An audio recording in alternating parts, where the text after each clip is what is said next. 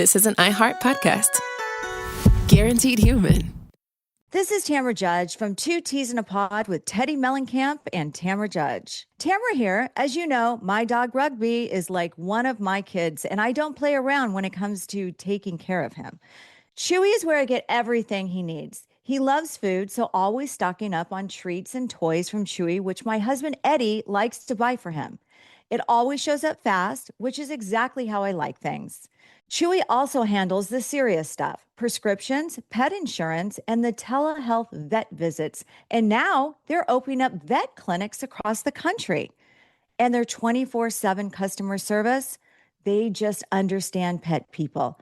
Plus, with Chewy's 1-year satisfaction guarantee, trying new things is never stressful.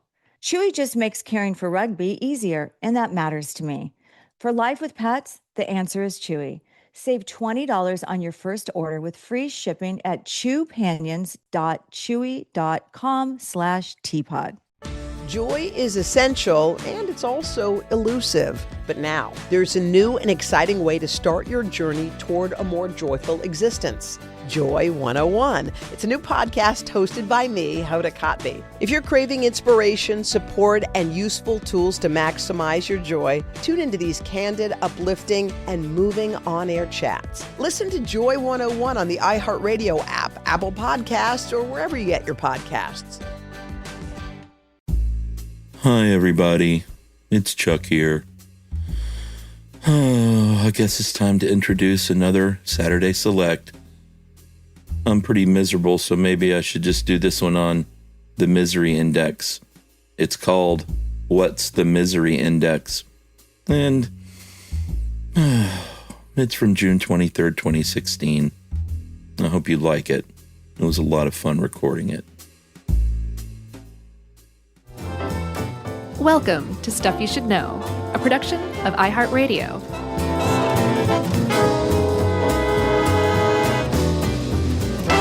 Hey, and welcome to the podcast. I'm Josh Clark, and there's Charles W. Chuck Bryant.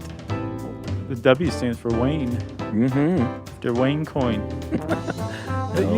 That gets you every time. I know. It's funny to be 45 years old and named after Wayne Coyne. Because he's like 48, right? No, he's 50? in his 50s. 52? But it would be weird. I would have been named after a very, kindergarten age Wayne Coyne. Right. You know. Maybe your parents were friends with his parents and they really thought a lot about him. Boy, he's a real achiever. Right. That Wayne Coyne's going places. Okay. That was a weird sidetrack. It was already out of the gate, man. Mm-hmm. How you feeling? I'm good. Got a lot on your plate, got a lot going on. Meh. Oh, you know what today is? What? Dude, today is the day that I leave this office and I go to a shop in Inman Park and pick up 4 brand new Last Chance Garage hats. Oh, wow. It's a big day. Very big day. Big day. So I have a couple of people I'd like to thank. Uh-huh. It's a bigger deal than it should be for a grown man in a hat, but we all understand. First of all, Katie, my custom patch maker. This is really where it all came together. If the patch isn't right, the hat's not right. Right. Katie killed it. It looks identical.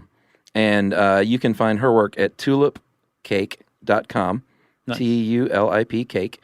And I said, people might ask you to make them Last Chance Garage patches. Did you have her destroy the mold? And I said, it's on you. It's up to you legally. I'm just saying you might get requests. You should have been like Ivan the Terrible, who blinded his architects after they built his palace. No, I don't care. I'd love to see these things around. And Lamood Big Hats, LAMOOD, for big heads. Because part of the problem was finding... a big and tall hat? Yeah, man. The problem I have with hats these days, I don't look like I have a huge head, but they just fit so snugly and they don't go far down enough on my head. So I finally looked up oversized hats and found Lamood hats. And, dude, they're exactly like the old hat. Nice. Except it doesn't stink. Oh, yeah. Nice. These are great. I got 4 brand new It's an ones. Improvement for sure. So are you going to put one in the seed vault in Norway? Probably one there. Should. There will be one in the nuclear suitcase. And I'll wear the other 2. At the same time? At the same Front time. and back like Sherlock Holmes. That's right. Anyway, I'm super excited. So That's pretty cool. Thank you to Katie and Lamood Hats for allowing me to spend too much money getting 4 hats remade. And speaking of, while we're thanking people, we owe a long overdue thank you to a guy who made us a really cool sign. Oh, you mean the sign this guy made for us like 7 years ago? Yeah, his name's Matt Street. He's at fatbison.com, and he made a really cool wood-carved sign. Yeah, it was in our TV show. It was. Like the production company got clearance rights for it and all this stuff, and we love the sign, but we just forgot to ever thank Matt. So, Matt, thank you so much for the sign. We love it. We have it hanging here in the studio. It is a work of art, and we appreciate it, and we're sorry for the oversight. Yeah. Okay. Is that all the thank yous? I think so. Let's talk about the misery index, huh? Yeah. What a great transition. Have you had you heard of it before you came across this article? Yeah. I didn't know a lot about it, though. And apparently it's gone a little bit out of fashion lately, from what I understand. Yeah, I think so. Because, well, let's get into it. Okay. It turns out economics as a whole is in danger of going out of fashion. I read this really interesting article on Aeon, which is maybe the greatest website on the planet. AEON dot. It might be .co because I think it's British. About a lot of websites. I think I say it about Aeon a lot. Okay. And it just seems like I'm talking about different ones. But there's this article by Alan J. Levinovitz, and it's called The New Astrology. Mm-hmm. And he basically makes a parallel between economics and economists and economic theory when you take economics and try to apply it to future forecasting. Right. And the BCE Chinese astrologers that basically directed the way that the economy or the government was going to move based on the movements of the stars. So what are they saying? You might as well just do that? He draws some pretty interesting parallels between the two. That economics in and of itself is not necessarily flawed, but when it's used to forecast the future, then it becomes inherently flawed. Yeah, and this article really kind of cements that. Yeah, a little bit. Yeah, to an extent. I mean, the misery index is a legitimate economic tool, and it's hit or miss in a lot of ways. Yeah, I think one thing that hit home to me with researching this is it just seems impossible to say that there's one correct way of doing things. Right, or that is absolute. And you're like, if you do things this way, then there will be nothing but growth in jobs and the GDP and GNP. And it just doesn't seem to work that way. Right. I think the problem is that if you listen to economists, they like to act like they do have a handle on that kind of thing. But if you really look into economics, it's very politicized. There's liberal economics and there's conservative economics. And the fact that each one's saying it's right kind of makes you think that maybe no one is, But the misery index actually it started out from a guy who was pretty good at walking the line between conservative and liberal economics. A guy, what was his name? Okun. Yeah, Arthur Okun. Right. And he worked on Kennedy's staff, his Council of Economic Advisors, John F. Kennedy, that is. And he was, I get the feeling, one of the main influences in talking Kennedy, who initially did not necessarily agree, but talking Kennedy into kind of trying to enact both conservative and liberal economic policies simultaneously. Right. The U.S. was in a recession when Kennedy took office in 1961. And they talked him into not only increasing government spending, like welfare programs, they raised the minimum wage and some other stuff like that, but they also cut taxes. Yeah. Which you do one or the other. You cut taxes and hope everything goes for the best because businesses will start investing in spending, or you start investing in welfare programs to help your ailing lower and middle classes, right? You don't do both. Yeah. And Kennedy did both, and it was successful. Yeah. He at first he said, I don't know about this. I don't know about this, Arthur. My Kennedy sounds like a robot. Mine kind of did too, actually. Yours is fine. But Arthur, Mr. Okun. I think Okun. It's a weird name. Okun. Mm-hmm. He talked him into it and said, trust me. And things worked out in that case. Yeah, well, and a lot of guys, including Okun's names, were made by this advice that panned out. Like the U.S. entered a boom. Yeah. And Okun ended up as being the head of the Council of Economic Advisors for Kennedy's successor, Lyndon Johnson, right? Yeah, and one thing that economists love to do is, they love to forecast and all that stuff, but it's all about data. Sure, and yeah. man, they love to pore over data. Yeah. Like stuff that makes the average person, their mind bleed from boredom. They just find it fascinating. That's what they do on Friday nights. Friday nights, they pore over data, historical data, trying to find, it's like the big puzzle, and they're all trying to solve it. Right. So they pore over this data, Okun did, and he said, you know what? I noticed something here. Between 1948, when we started recording some decent unemployment rates, right, which I didn't know. I didn't know we started that in 1948. Yeah, it seems like it would have gone back before then. But between 1948 and 1960, he said, you know what? I've noticed that the gross national product rises 3% for every percentage point that unemployment falls, with the caveat that unemployment has to be between 3 and 7.5%. Right. Which is a pretty bold statement to say, I've noticed this is a definite trend. It is, and it came to be called Okun's Law because it was verified. Other people poured over the data and they're like, this guy's right.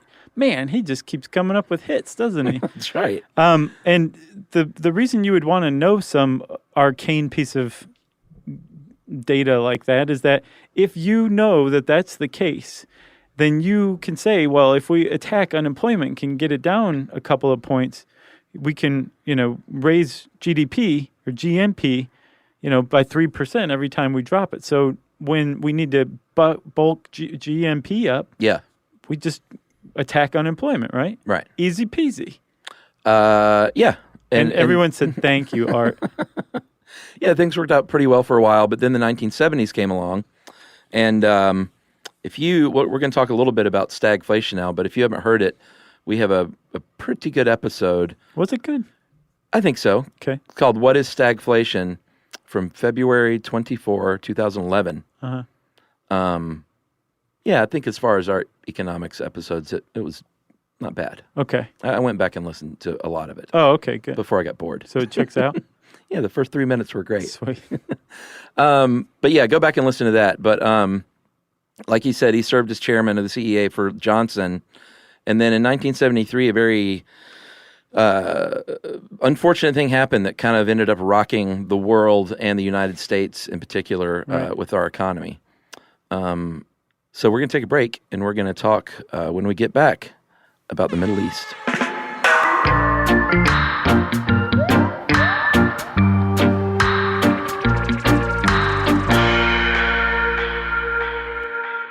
This is Tamara Judge from Two Teas in a Pod with Teddy Mellencamp and Tamara Judge. Tamara here. As you know, my dog Rugby is like one of my kids, and I don't play around when it comes to taking care of him. Chewy is where I get everything he needs. He loves food, so always stocking up on treats and toys from Chewy, which my husband Eddie likes to buy for him. It always shows up fast, which is exactly how I like things. Chewy also handles the serious stuff, prescriptions, pet insurance, and the telehealth vet visits. And now they're opening up vet clinics across the country.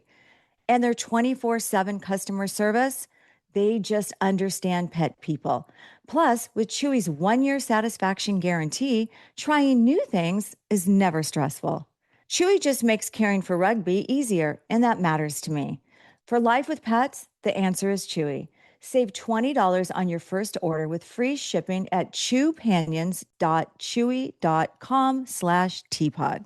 Joy is essential, and it's also elusive. You can't order it, you can't borrow it, or simply hope it into life. But now, there's a new and exciting way to start your journey toward a more joyful existence. Joy 101. It's a new podcast hosted by me, Hoda Kotb. Together, guys, we'll have meaningful conversations with the world's most fascinating people. Entertainment legends, sports icons, wellness experts, and everyday people will share how they find, allow, and experience joy. And I'll offer some of my own tips and takes on seeking a more balanced and harmonious life. If you're craving inspiration, support, reward, and useful tools to maximize your joy, tune into these candid, uplifting, and moving on-air chats. Joy after a breakup, joy as an empty nester, joy after a loss, joy as a caretaker. This new podcast will speak to you. Listen to Joy 101 on the iHeartRadio app, Apple Podcasts, or wherever you get your podcasts. Mainstream media is full of cruel depictions of the unhoused. Stories that shame and blame and paint the unhoused as a monolith. We the Unhoused is the podcast that's changing that. I'm Theo Henderson, creator and host. And for years, I've created a space where the unhoused and their advocates can tell their own stories. In the last few months alone, I've interviewed unhoused parents, immigrants, mutual aid organizers, veterans, the LGBTQIA+ community, and the policymakers who make the laws that impact the unhoused existence. We the Unhoused is a 2-time Webby and Signal Award-winning show with many exciting guests on the horizon. Tune in this week for my interview with Dr. Jill Wicherick, a street doctor turned influencer whose work with the unhoused community has made a huge impact online and in her community. Listen to We the Unhoused on the iHeartRadio app, Apple Podcasts, or wherever you get your podcasts. June is Black Music Month, and on the Drink Champs podcast, we're speaking with the hottest names in the culture, like Sway Lee. Do you realize how legendary you are? I appreciate that. I be seeing it, but I'm like, man, I still got like so much more to do. Like Prince, he dropped like 30 albums. We dropped like 5 right now. Like, that's the rate we gotta be going. Yeah, that's a good attitude. You'll also hear stories from industry legends and hip-hop pioneers like Fab Five Freddy. I directed one of Nas's early videos. Which one? One Love. Wow. Yes. I literally filmed in his apartment in Queensbridge. Wow. His moms was still up in that apartment. Nas was just beginning to take off. His pops used to live near me in Harlem. His dad introduced him to a whole lot of, conscious stuff, and he made a young prodigy. No matter the era, Drink Champs brings you the biggest names and the most unfiltered conversations. Listen to Drink Champs from the Black Effect Podcast Network on the iHeartRadio app, Apple Podcasts, or wherever you get your podcasts.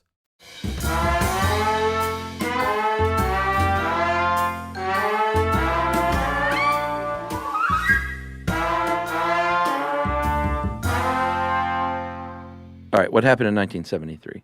I'm 2 years old. I am -3. Okay. The Arab oil embargo happened, right? That's right. So at the time, until very recently, the U.S. was super dependent on foreign oil. Yeah. Like other countries we wouldn't even sit down at the table with, we were getting oil from, right?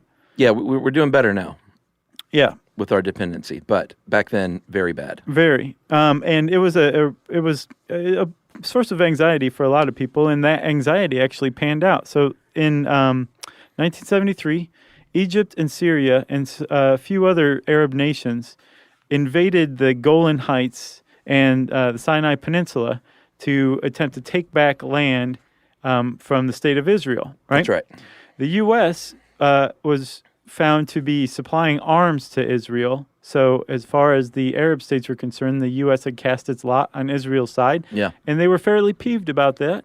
So they literally shut off the tap of oil flowing to the United States and to other countries that were found considered to be on the side of Israel in this war.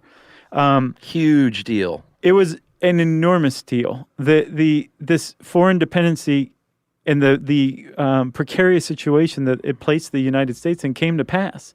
And the price of oil rose 37%. The long lines at the gas station were never seen before or since, even after the financial crisis of 2008. Yeah. It was just insane. There was gas rationing in the United States in 1973 because of the oil embargo. And after a while, the taps were turned back on. But that shock to the system screwed the economy up for a decade. Yeah, inflation went out of control, and another unfortunate thing happened. Along the same timeline, unemployment started to creep up.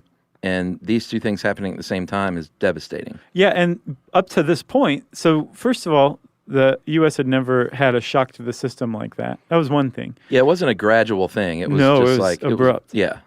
But the other thing is when you have something that has never happened before, you can look at it and say, wow, what happened? And new things that have never happened before come out of that. And one of the things was inflation and unemployment going up, because up to this point, economists just assumed that the two were mutually exclusive. Sure. Like if inflation was up, prices were high, that meant that companies could go out and hire more people. Yeah. So unemployment, of course, would be low. Yeah, it kind of made sense. Well, not after the oil embargo. Yeah. The shock to the system led to, like you said, high unemployment rates and high inflation. And it was a miserable time. Yeah, and that was called stagflation. Mm-hmm. It also led to skateboarding, as we all know. Oh, yeah, because of the pools, right? Yeah, they could in Cal. Well, actually, that was the drought. But I think the drought was also tied into the economics. Sure. But they couldn't fill up swimming pools, so they started skating in swimming pools. Well, yeah, if you have a drought, then you lose your crops. And if you lose your crops, you lose money, a significant sector of money. Exactly. So good news, we have half pipes now. Right. And quarter pipes. And Powell Peralta. And Powell and Peralta. They're still around, right? I think so, Of course. Bad news is, like you said, it had a devastating effect for many, many years on the United States. Right. So Okun starts to look around. He said, you know what? Things are pretty bad here. One might even say miserable. I haven't gotten any acclaim for a while. Yeah, nothing's been named after me in a while. Right. So let me create this new method for looking at the economy, and it turns out to not be like a look over a period of time or anything, but just sort of like a Polaroid of that day. And not just that day for like the country as a whole or for the Fed or anything like that. But what he did that was different was he looked into what it was like that day or that year for the average American. Yes. In their daily life. Right. And he called it the misery index. Yeah, and it was very rudimentary at the time. It was just a simple calculation of the yearly rate of inflation plus the unemployment rate. Yeah, so if you have like 5% inflation and 2% unemployment, you have a 7% misery index. It's as simple as that. I don't know why it got so much, why it was hailed as a big deal. Because I think Okun had a knack for noticing things that seemed obvious in retrospect. Right. But at the time, no one had ever noticed before. Okay. I'll buy it. Thank you. Why not? All right, so now he has this index, and not only can he look at a snapshot of that day, he can go back because he was a data wonk, Sure. and he could look at data throughout history. Well, at least to 1948. Yeah, which is when we started recording unemployment, like we said. Which must have been frustrating for him because our inflation rates data goes back to 1914. But that's only part of the equation. Well, so he must have been like, oh, man. Sure. And to be able to look at the Great Depression, you could have learned a lot, Sure. So he went and he looked back and he says, here is what we've noticed. And this is so obvious to me, that presidents and political parties are brought in and out of office largely depending on how the economy is doing. Yeah. But they kind of proved it. But not even just how the economy is doing. Like he was saying, like the misery index, you can use it to predict whether the presidency is going to change hands politically. Yeah. So 1956, misery index is 6.53, which is great. That's during Ike. Yeah, very low. Mr. Eisenhower, President Eisenhower. And he got reelected because things were pretty good. Right. As far as the misery index goes. Yeah. Yeah. Everybody was pretty happy, even though they didn't really know what the misery index was because it wasn't invented yet. Right. They just had a general sense. Well, yeah, they didn't call it that at the time. No, they were just like, seems fine to me. You miserable? We like Ike. No, Nope. I'm not miserable. Are you? So in 1968, Johnson came to the end of his term, and the misery index was up to 8.13, and then he had his Democratic successor, Hubert Humphrey, in line, and because the thing had crept up, people a little more miserable, and they says, no, get out of here. I want Mr. Nixon in office. Right. And I guess I'm not sure about this, so I don't understand why Johnson was replaced by Humphrey by the Democrats. And this article, it seems to be because of this misery index that it would have predicted that. But he was the incumbent president. Oh, is and he his own only party, a one-termer? Let's see. So he would have. I should know this. No, he was a one-termer. Technically, one and a 1/3 or 1 1/4 because he took over after Oh, Kennedy's right. assassination. But if his term was up in 68, then he would have won the 64 election. So he technically, I think, would have been able to have been president again. I'm not sure. We could have found this out, too. Sure, but I'll bet there's somebody out there who can explain it to us. And Sure. if so, email us, will you? At any rate, Nixon gets elected, and the misery index shot up to 11.67 during the first term, but then started to decline enough that he did get reelected. But then in 1974 with Watergate, the misery index leapt all the way up to 17.01. That's not good. No. That was the all-time high at the time, from what I understand. I think so. And that happened around 1974, which meant that when Watergate broke, some people who really subscribe to the misery index say Watergate might not have been quite as big a deal if the misery index had been low at the time. Right. He might have been able to squeak by without resigning or being Sure. forced out of office. I think everyone has more leeway if things are great. Sure. You know? But his currency had been spent. Man, I watched All the President's Men Uh-huh. a few weeks ago again. Yeah. You ever seen that? No. Great movie. Yeah. I've always meant to. Really, really good. And just sort of like, they don't make a lot of movies like that anymore. Spotlight reminded me of All the I'll President's bet. Men. Sure. I haven't Just seen like- that one yet either. It's good. It's just, I call it movies for adults, you know. There's no chase scenes or anything Mm-hmm. remarkable. It's just good, dramatic movie making. Yeah. Good stuff. Anyway. Wait, what's wrong with chase scenes? Huh? What's wrong with chase scenes? No, there's nothing inherently wrong with a Just chase kidding. scene. But I know what you mean. just for the sake of a chase scene, which we see a lot of these days, you know what I mean? Like Mark Ruffalo's chasing a priest in a car in Spotlight. Yeah. Where were we? Okay, we were with Nixon. Well, not with Nixon, you know what I mean. Ford comes in office for a short time. And he actually managed to get the misery index Sure. down. Oh, well, I think just the fact that Nixon was out, I think that probably helped. Yeah. You know, Yeah. and inspire like consumer confidence and the like. So it crept back down to 12.66, but not enough to keep the Democrats and Jimmy Carter from coming into office. And Carter actually cited the misery index. Yeah, he it was relatively talked- new at the time. Yeah, he talked too much about it. But it was a gee whiz thing that Yeah. you could really just point to, like this plus this. This is the misery index. Yeah. Can you hear me? Yeah, That's my quote. but That was his famous quote. Can you hear me? It came back to haunt him, though, to say the least, because he talked a lot about the misery index, and then in his term, it reached an all-time high of 21.98. Yeah, which, man, I really think that shock to the system under the oil embargo and plenty of other stuff, this stuff gets laid at Carter's feet, I think, unfairly in a lot of respects. Well, I mean, I would love for someone that really knows their stuff to explain to me exactly how much a president's influence has on the economy and how long it takes for that to bear fruit. Yeah, I would love to know that too. I think, though, the guy who came after Carter, Reagan, is a pretty sterling, unassailable example of an impact a president can have on the economy. Whether you agree with his politics or his Right. economic policies or not, he most decidedly had an effect on the economy. Yeah, I just remember hearing one time, I need to look this up, but somebody told me once that the economic impact of a 4-year term is felt the most like 8 years later or something. Yeah, that makes sense to me. Economies don't move on a dime. Yeah, I don't know if They're that's big, correct. hulking, lumbering things that aren't fully understood by anybody. Yeah, it's interesting to me now more than ever before, though. Because Sure. remember, economics used to just bore me to I tears. know. I was really, really surprised when you suggested this one. It's slightly more interesting to me now. What changed? Oh, just wondering things like that, and during an election season. Yeah. Like, are the decisions we make now going to affect us in 1 year, 2 years, 8 years? Yeah.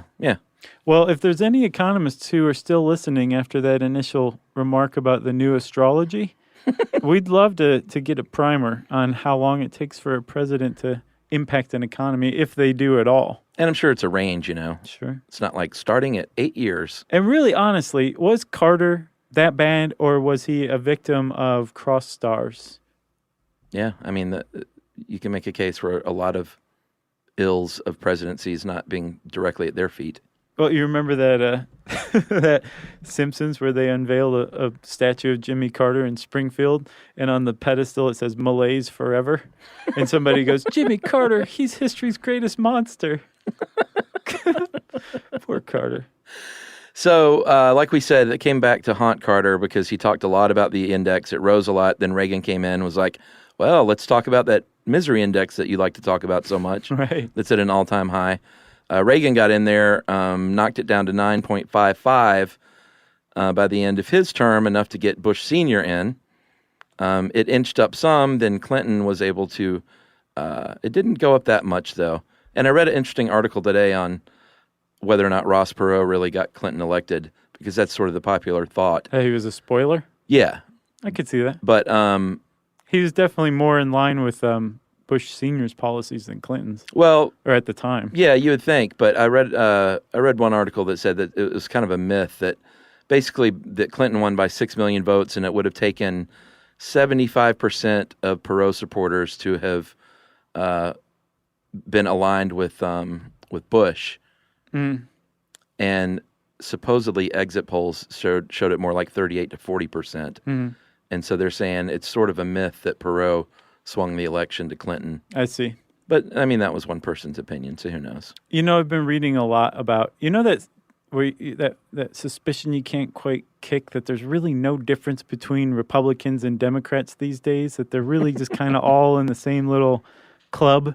I think people feel that way sometimes. I've been reading a lot about that, and apparently it's all based on neoliberalism. That's like the key. Oh, yeah. And there's a lot of, if you look into neoliberalism and the policies of neoliberalism, you realize we're like living in the thick of it, but everyone's kind of blind to the idea that it's just a single thing that basically everybody in power subscribes to. Right. And that it has a trickle-down effect of screwing over everybody below the top. Yeah. But just the name itself seems totally fine, but it's interesting. Yeah, I researched that a little bit lately, too. Yeah. There's been some good articles. We totally should. Yeah. Let's do it, Chuck. Agreed. Man, we're going to get some emails for that one from billionaires. Yeah. So let's just finish out this quick little recap. Clinton brought it down to 7.35. Things were great. Bush Jr. gets elected, despite the fact that Clinton had a low index. Well, it depends on how you look at the 2000 election. Well, we should do one on that one too. But that's considered one of those rare instances where the misery index didn't indicate where it was going to go. But you could also say it might have had things gone slightly differently in the Supreme Court. George W. Bush, the index rose from 7.35 to 11.4.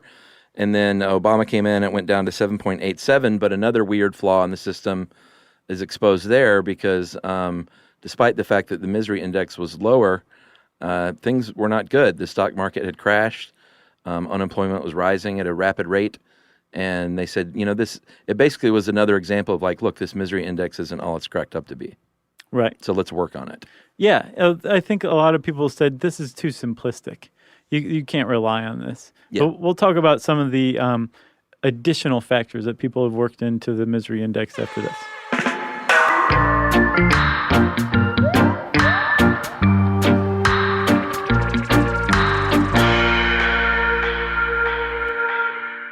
This is Tamara Judge from Two Teas in a Pod with Teddy Mellencamp and Tamara Judge. Can we take a moment to talk about Chewy?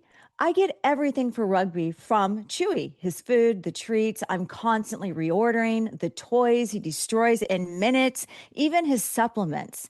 And it always shows up fast. Chewy also handles the serious stuff, prescriptions, pet insurance, telehealth vet visits, and they're even rolling out vet clinics across the country. Their 24/7 customer service actually understands dog moms like me and cat moms, bird moms, reptile moms, all of us. And with Chewy's 1-year satisfaction guarantee, trying something new is never stressful. For life with pets, the answer is Chewy. Save $20 on your first order with free shipping at chewpanions.chewy.com/teapod. Joy is essential, and it's also elusive. You can't order it, you can't borrow it, or simply hope it into life. But now there's a new and exciting way to start your journey toward a more joyful existence. Joy 101. It's a new podcast hosted by me, Hoda Kotb. Together, guys, we'll have meaningful conversations with the world's most fascinating people. Entertainment legends, sports icons, wellness experts, and everyday people will share how they find, allow, and experience joy. And I'll offer some of my own tips and takes on seeking a more balanced and harmonious life. If you're craving inspiration, support, and useful tools to maximize your joy, tune into these candid, uplifting, and moving on-air chats. Joy after a breakup, joy as an empty nester, joy after a loss, joy as a caretaker. This new podcast will speak to you. Listen to Joy 101 on the iHeartRadio app, Apple Podcasts, or wherever you get your podcasts. June is Black Music Month, and on the Drink Champs podcast, we're speaking with the hottest names in the culture, like Sway Lee. Do you realize how legendary you are? I appreciate that. I be seeing it, but I'm like, man, I still got like so much more to do. Like Prince, he dropped like 30 albums. We dropped like 5 right now. Like, that's the rate we gotta be going. Yeah, that's a good attitude. You'll also hear stories from industry legends and hip-hop pioneers like Fab Five Freddy. I directed one of Nas's early videos. Which one? One Love. Wow. Yes. I literally filmed in his apartment in Queensbridge. Wow, His moms was still up in that apartment. Nas was just beginning to take off. His pops used to live near me in Harlem. His dad introduced him to a whole lot of, conscious stuff, and he made a young prodigy. No matter the era, Drink Champs brings you the biggest names and the most unfiltered conversations. Listen to Drink Champs from the Black Effect Podcast Network on the iHeartRadio app, Apple Podcasts, or wherever you get your podcasts. Here's something that should not be as complicated as it is. Getting a racist statue removed. And here's something that should be a whole lot easier than it is. Getting a new one put up in its place. As long as there's a politics of race in America, there's going to be a politics of remembering the Civil War. To get to school, I had to go down Robert E. Lee Boulevard. Get to the grocery store, I had to go down Jefferson Davis Parkway. If you're an historian and you leave out half of what the history is, you're not doing your job. I'm Akilah Hughes, and Rebel Spirit Season 2 goes deep on both of those things. The fights, the politics, the people who won, and my personal campaign to add something to the Kentucky State House that's actually worth the wall space. We are more than our bodies. We contain essence. We contain spirit. How do you represent that? They are just fueling a fire that is really catching. You'll see what I mean. Listen to Rebel Spirit Season 2 on the iHeartRadio app, Apple Podcasts, or wherever you get your podcasts.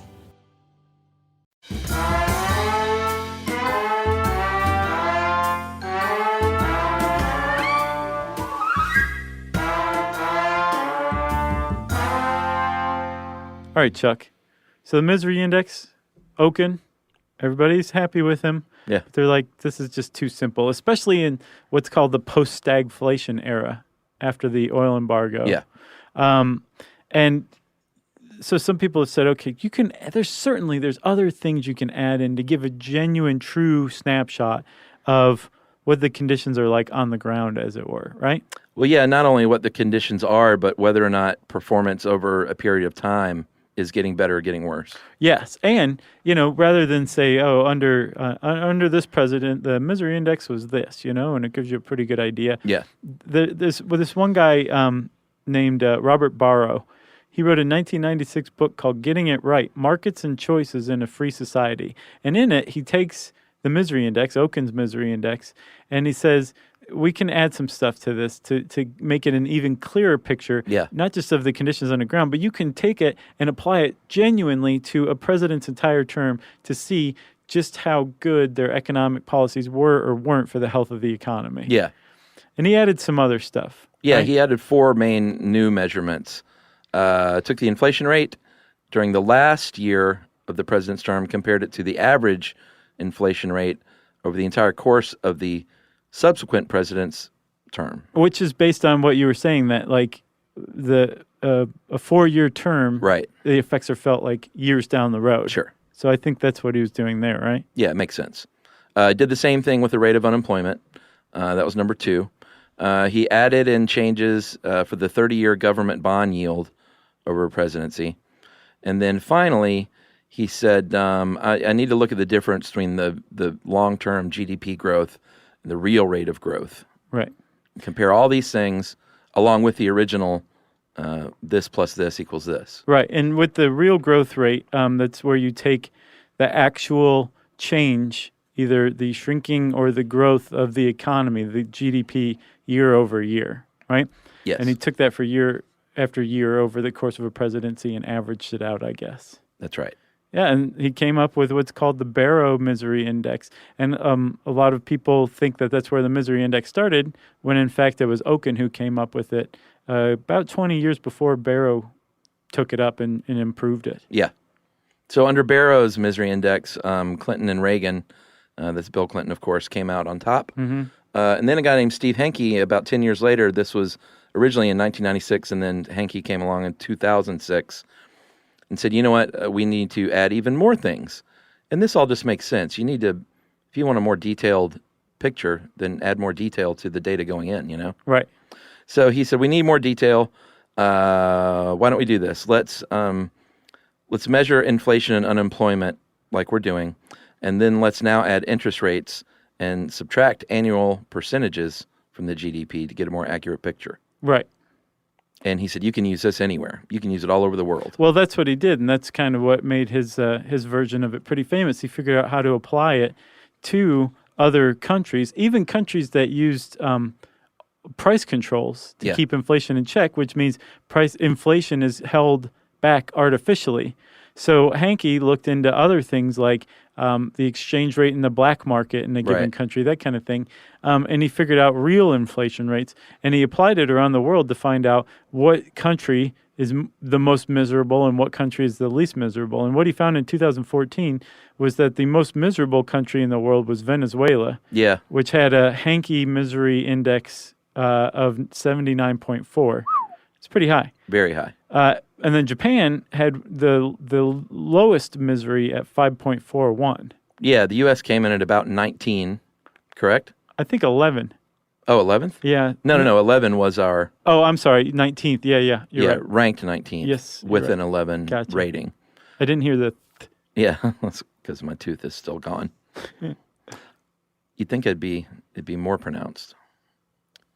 The THs. If it were 19th, I would have heard it clear as a bell. August. Can't get here soon enough. So there are critics of this one too, though. There's critics of all these indexes. Well, yeah, a lot of them say, no, still too elementary. Yeah. Some people say this is all just tripe. Like you can't use this stuff to make any real predictions. You could use it to look back at the past, but to use it for the future, probably not. But some people do believe in the idea that if you have enough data and the right kind of data, you can get a clear picture of misery. And again, that's what we're after here. Like the whole point of the misery index is to figure out how unhappy and just low the average person in a country is feeling at that moment. Yeah. Right? So HuffPo actually came up with a pretty good one. HuffPo.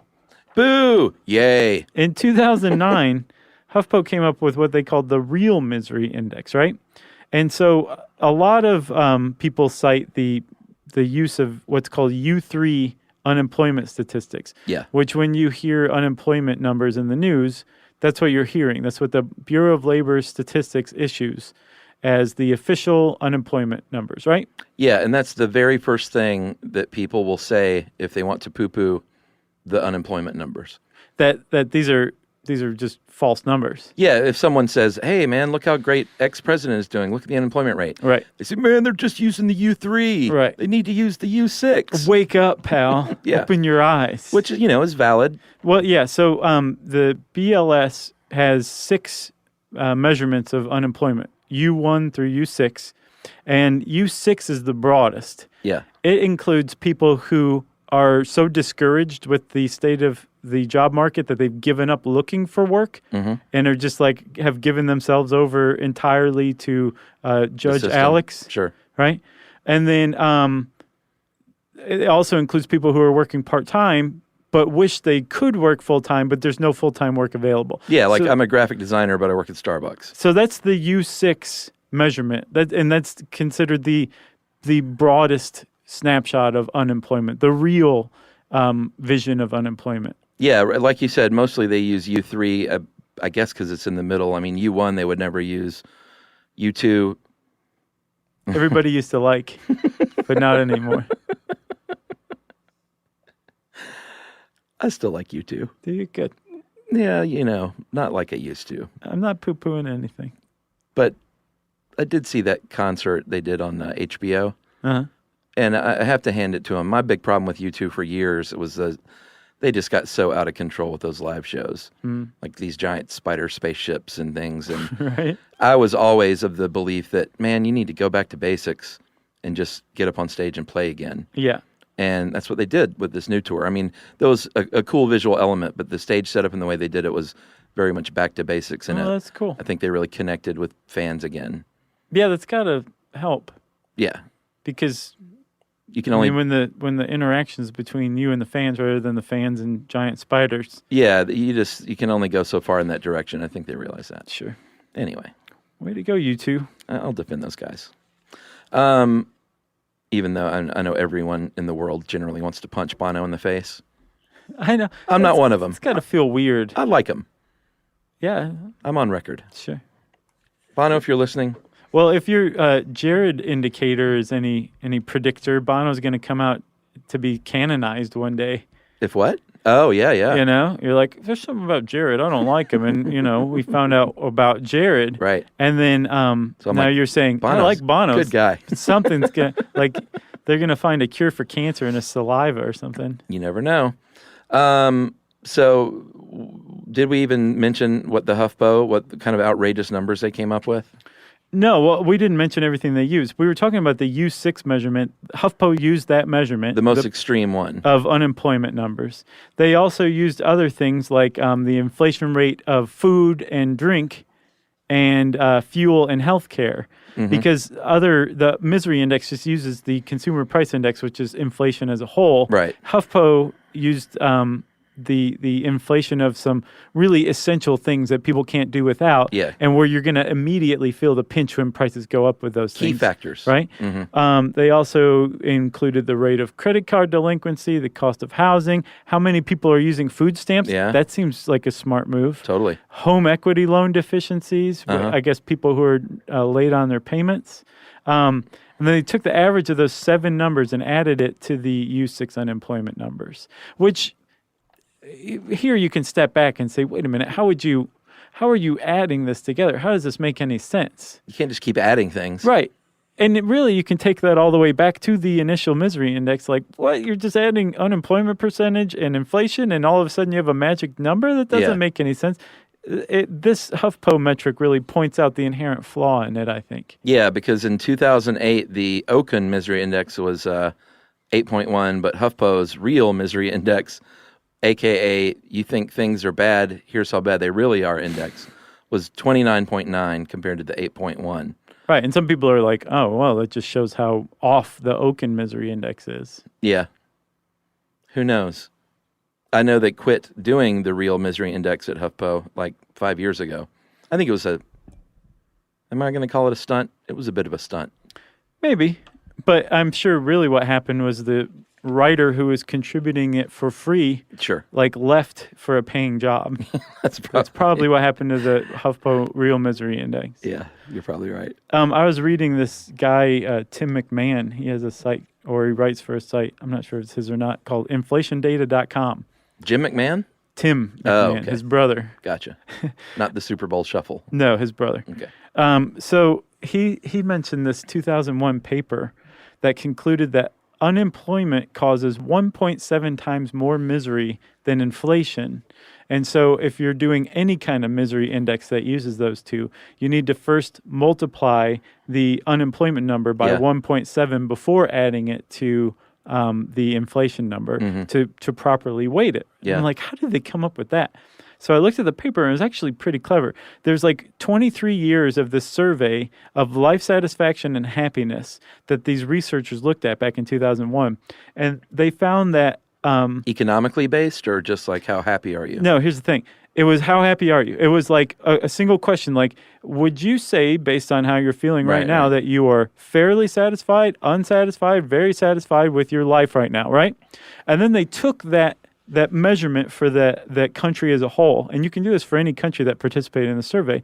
And then they looked at inflation, and then they looked at unemployment for those years. And they could figure out the variation between, or the interplay between unemployment and inflation and satisfaction. And they found that that unemployment was 1.7 times more miserable than inflation in regards to life satisfaction, as that survey goes. It's pretty clever. Yeah. It's a lot of hocus pocus, but I thought it was pretty clever how they did it. That makes sense to me, because to be without work, like if you have a job and inflation is happening, you still have your job. Sure, and you're like, man, this sucks to pay this much more, but you can still conceivably pay for it. Yeah, I'll cut back here or there. Right. If you're unemployed, then there's not a lot of hope. Right. Yeah, that number might be conservative even. Yeah, I agree with you. Very interesting stuff, sir. So that's it, man. That's the misery index. Mm-hmm. You got anything else? No, but I'm looking forward to hearing from economists that... Me too. Like, in an unbiased way, try to explain things. Me too. If you send just, these crazy political emails, and they're going to fall on deaf ears because everyone yells at each other that they're right. I just want to hear some real numbers. Yeah. Do it, Chuck. If you want to know more about the misery index, you can type those words in the search bar at howstuffworks.com. And since I said search bar, just plain old search bar, it's time for listener mail. I'm going to call this follow-up on Vocal Fry once again. Oh, yeah. Regarding Vocal Fry, guys, you guys were offended because someone said Vocal Fry was repulsive. But there is another side to this, dudes. I suffer from a neurological disorder known as misophonia, which we totally should do a show on this. I agree. It's a condition where a person has extreme emotional response to commonly occurring sounds. And I remember hearing a lot of times just like people chewing noises or gum or whatever. He said, in my case, my trigger noise is the high-pitched S sound when some people speak. It feels like my brain is cringing, as if an allergic reaction is taking place. Cannot stress enough, this is not a mere annoyance. It's a legitimate mental disorder that can vary greatly in severity. I don't visibly freak out when I hear my trigger noise, but it really kills me inside. It gives me an instant headache, and which is why I will get away from the noise if at all possible. I believe in avoiding complaining in life and playing the victim, but this disorder really has made my life like a subtle hell. It's been especially toxic to my family relationships and my ability to learn in school. I felt compelled to email you guys because you definitely appreciate interesting medical conditions. I think it would be a great topic for a show someday. There's a documentary about it called Quiet Please. If you watch the trailer, you might be inspired to watch it to learn what the condition is. Oh, yeah. Huge thanks to everyone at Stuff You Should Know. You make the mundane parts of my life interesting and educational. I'm going to anonymize this from Texas because I didn't hear back from him. From Tex? Yeah, Tex. P.S. was in disbelief when Chuck said he had not seen Billy Madison or Happy Gilmore. That's a good P.S. Believe it. It's a good postscript. And post PPS, right? Not PSS. I think it's postscript. Yeah, but people often put PSS. It doesn't mean anything. Do you think Stuff You Should Know could ever become a television show? No. Well, Tex. Never. We actually did that. We found out the hard way that it can't. Yeah, we did a TV show on the Science Channel, and it ran for one full season that played out over the course of several days. Which we'll always have, Chuck. We'll always have that season of television we did once. It lasted 9 or 10 days. Yeah. Let's just show them all at once. Yeah. Out of order. But you never know. We might get another shot at stardom. But we're not looking to. No. I like it in this room where no one's looking at us. Yeah. Jerry doesn't even look at us. No, she just sits there looking away in disgust. That's right. Good idea about the misophonia. I think we mentioned that before. Like I really liked that Vocal Fry episode, and that was the one thing that I wish we would have mentioned because it's a legitimate thing that it does affect some people. Yeah. But yeah, look for a misophonia episode at some point in the future. Text. If you want to get in touch with us, you can send us an email to stuffpodcast@howstuffworks.com, and you can join us at our very own home on the web, stuffyoushouldknow.com. Stuff You Should Know is a production of iHeartRadio. For more podcasts from iHeartRadio, visit the iHeartRadio app, Apple Podcasts, or wherever you listen to your favorite shows.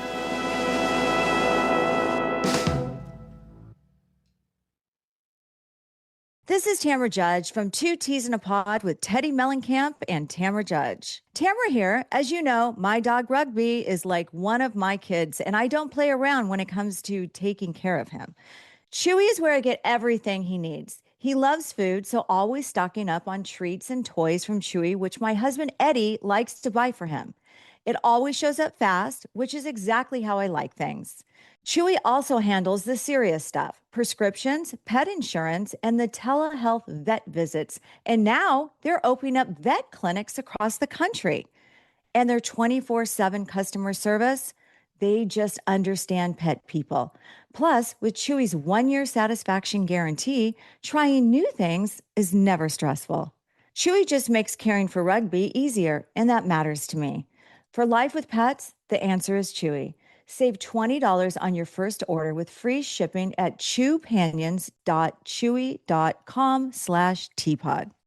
Joy is essential and it's also elusive. But now, there's a new and exciting way to start your journey toward a more joyful existence. Joy 101. It's a new podcast hosted by me, Hoda Kotb. If you're craving inspiration, support, and useful tools to maximize your joy, tune into these candid, uplifting, and moving on-air chats. Listen to Joy 101 on the iHeartRadio app, Apple Podcasts, or wherever you get your podcasts.